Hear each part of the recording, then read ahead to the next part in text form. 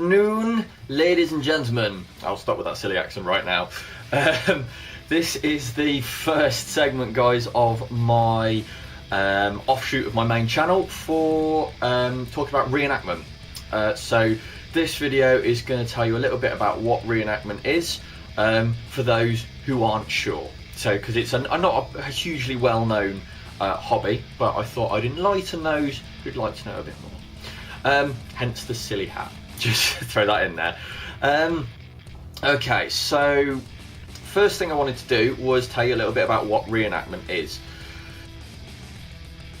Reenactment is exactly that, a recreation, a reenactment of history, of things already gone past. So what that means is that we recreate a time period. So in this case, for myself, it's World War II, and I recreate a British soldier. So we'll come to that later on. But what it essentially boils down to is dressing up in the clothes and the equipment of the period, carrying the same things and wearing the same things they did back then, and generally displaying this to the general public, to people who come to events. Again, that's something we'll cover later in this video. So there are a lot of different time periods that people will reenact. So there's Napoleonic, there is English Civil War, I've seen a Stone Age and a Spartan reenactment before. So that literally people can reenact anything from modern history all the way back to the Stone Age. So it's very much personal preference. And as you'll see, you can see many different examples of it. If you type in reenacting into Google, I'm sure Google Images will give you boatloads of different styles of images. Some people might be familiar with the term LARPing, or live action role playing. It's quite different to LARPing. LARPing is it is a role play, live action role play. However, it's very fantasy based, whereas reenactment is generally very factual based on events that actually happened or things that are actually worn, things like that. So a bit of a difference there. What I'll do now is I'll throw in a couple of example photos, and I will do at the end of each kind of section, just so you can get some idea of what the hell I'm talking about.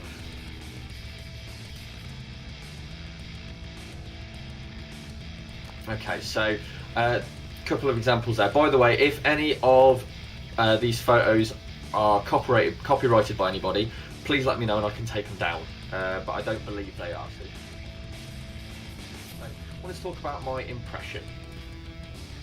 So, by the term impression, I mean what it is that I display, what I personally reenact. So, what that means is the time period I portray, the kind of uniform I wear, things like that. So, my impression, my portrayal is of a World War II British infantryman of the Royal Warwickshire Regiment, who's part of 3rd Division, which landed on Sword Beach in Normandy on D-Day on June the 6th. And the Royal Warwick's one of the first waves ashore, so that is what's now known as Ouistreham, and that's where the Royal Warwickshire Regiment landed as part of 3rd Division. So I represent an infantryman, I represent a private, make plenty of jokes about that, and I represent a Bren gunner, so a machine gunner for the section. That is something I'll cover at a later date to kind of get used to the terminology. People do all sorts. Some people, you'll find generally with reenactment, a lot of people tend to do elite units. So the Americans, they'll do the 101st or the 82nd paratroopers, or they'll do the Rangers, or if they are British, they'll do paratroopers or Royal Marine Commandos or SAS. Germans are quite a popular one as well, especially with SS and Fallschirmjäger, which is German paratroopers, which is going to lead me on to my next point. Okay, so I wanted to get this one out of the way, because some people will see people wearing Nazi uniforms. That's part of the era, wearing German uniforms with a swastika on. It's very important to remember that the politics doesn't go with the uniform. So reenactment, politics, separate boxes. They're never involved with each other. There have been a few occasions where they have crossed lines, and generally if anybody is found to be any kind of racist or politically extreme remarks whilst in uniform, they are generally ejected from any group they are part of. It is not accepted in the reenactment community. We are there to pay respects to the era and to the courage of those people who served, and not to forward political agendas or agree or deny with any particular part of history. It needs remembering, it doesn't need repeating. That's kind of the point. So I wanted to get that out of the way there. So on to the next section. Okay, so at reenactments, we do different kinds of events. So there are a number of different ones. So some people will put on 1940s dances. You may see some of them in your local area. They'll play Glenn Miller and things like that, and you could go in uniform and generally have a bit of a swing dance, have a bit of a good time. It's a good night, and is one of the more informal reenactment events that you can go to. We have multi-period displays. What that means is that you can have Napoleonic, British redcoats alongside American paratroopers, alongside Spartans, cowboys, you name it. Essentially, they don't all intermingle, but they all are at the same event. If you imagine like a gigantic, almost market, but instead of selling their wares, people get to go around and interact with the reenactors and be talked to. And for those kind of events, you get to kind of experience as a member of the public a huge difference of eras, which is really quite fascinating to do. You also can have military vehicle displays. Obviously that's more kind of this half of the 20th and 21st century. So there's a military vehicles owners organisation I know in the UK. There may well be one in the States. I imagine, I'm sure there is, and various ones in Europe. So, sometimes there'll be an event where literally you'll see Sherman tanks and, Challengers and T-34s and privately owned aircraft. It's quite an experience. So, and finally, public displays in this kind of umbrella term. Now, public displays fall under the same kind of things as military vehicle displays and multi-period displays, but public displays in this case would be single period, so just World War II in this case. In all of those events, in those three, you are a World War II reenactor. You're not a soldier, you are a person dressed up in clothes, from the era. That's all you are. That sounds a bit strange to say, but that will make more sense for the next one. Okay, living history. So living history is quite a strange one.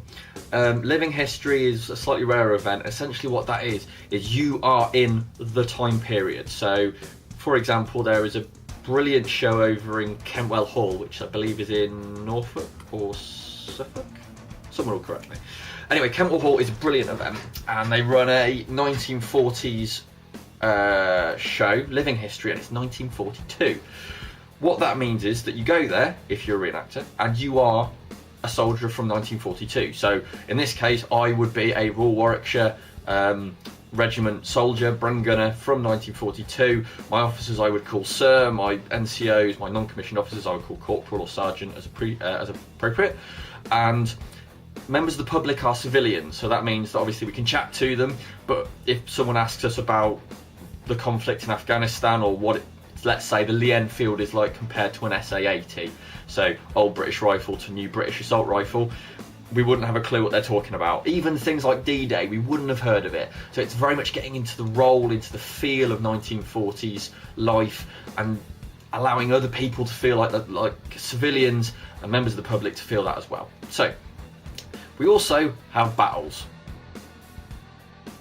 Yes, I said battles. Now, what I mean by that, obviously we're not actually shooting each other, because that would keep reenactment people to quite a minimum. What it is, two types of battles. So we have public battles, where we have live firing weapons, which are weapons that can be used to fire full live rounds, so bullets. However, they fire blanks, so they only fire the explosive cordite of a round rather than actually the head, which is then projected. That's not in there, so it's just the cordite of the round, so it makes the bang. Or you can have blank firers, which do very much the same, except they're not capable of firing live rounds. So public battles are done in front of the general public, and essentially as much noise and showmanship as possible, tanks rolling out all over the place. It's a very impressive show, and that is a public battle. Private battles are, as the name suggests, a little bit more private. They're held in the UK, certainly on MOD, military defence land, or on privately held land, and that is essentially for a reenactor to let off steam, to be a little bit more free, and it's done over several acres, so it's really quite a sort of fire and manoeuvre tactical experience there as well. Okay, so that is the kind of reenactment events. A lot of people ask me, why do it? The uniform isn't comfortable, the equipment's not comfortable, you know, if you want comfort, don't reenact. However, reenactment is enormous fun. I know that sounds strange to say, but you know, you get to meet all kinds of people. You get to go and camp in a field with your mates and make new friends. If you are a history buff, then you get the opportunity to live and breathe the period of history you're passionate about, which in this case is World War II. You know, and the community itself, every reenactor has the same thing in common, which is we all dress up in daft, out-of-date clothes, get both roasting hot or soaking wet, depending on what the weather is, because there's no in between at a reenactment. And afterwards, when the public's gone home, we go to the beer tent and we have a good laugh, and it's brilliant fun. You can have Napoleonic reenactors and World War II reenactors intermingling and everything in between. It is bonkers. It's so much fun. I've had good nights in the beer tent where I've been dancing to 90s cheesy pop music in my World War II uniform and a Napoleonic shako hat with a feather in it, which was about 4 foot tall, just because I could, you know, it was, and you know, it's just a good laugh. So if you get the chance, go to a reenactment, even as a member of the public, just to if you get to go as a reenactor, do, because it's so much fun.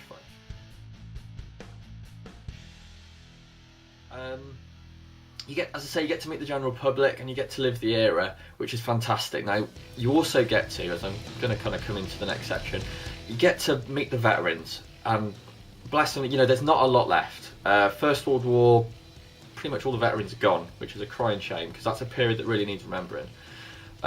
Second World War, we're privileged enough to still have some of those gentlemen and ladies who have experienced this kind of awful conflict with us, and we also have veterans of national service and of career and that awful conflict as well.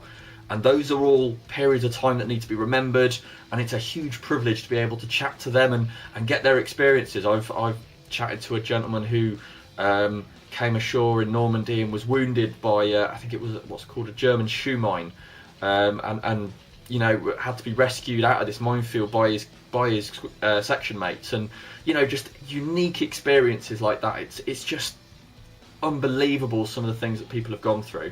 I've had the privilege to meet the daughter of a Victoria Cross winner, whose the Victoria Cross winner was known as Sidney Bates, and he was involved in an action just after D-Day which saved his company almost single-handedly, but unfortunately he died in the attempt. So I was honoured enough to meet his daughter, who unfortunately never really got to know her dad because he died in action winning his Victoria Cross. So it's stories like this that need to be remembered. It's reenacting is also an act, as well as being fun, it's an act of remembrance. You know, we're paying respects to people who have served and are still serving, and have, you know, those who have sacrificed themselves in conflict. You know, this is not a glamorization, this is a remembrance. And conflict is never something that should be glamorized or should be encouraged. It should be remembered and prevented, and that's what we're here to aim to do, to pay respects ourselves and to educate people who come to the event. And that's what makes it such a rewarding hobby as well. And you know, I know a lot of reenactors get called into schools to talk to school groups, which is great as well, to educate the younger generation, so that the older generation's knowledge can be passed on and passed backwards, so again, it's similar events don't happen in the future.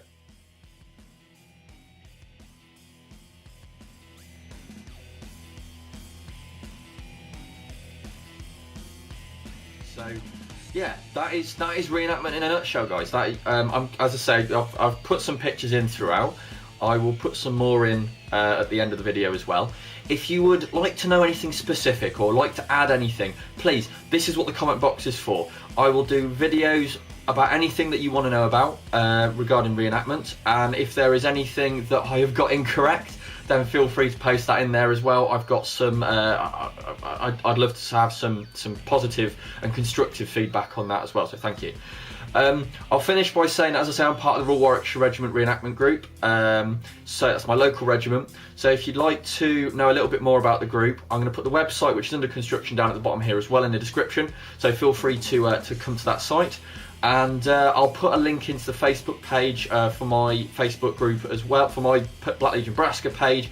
And essentially what will happen is you'll see, as time goes on, more videos, what reenactment involves, how to get started, equipment, weapons, things like that, which I must say are all legally held. So, thank you very much, guys. See you soon. Have a good day.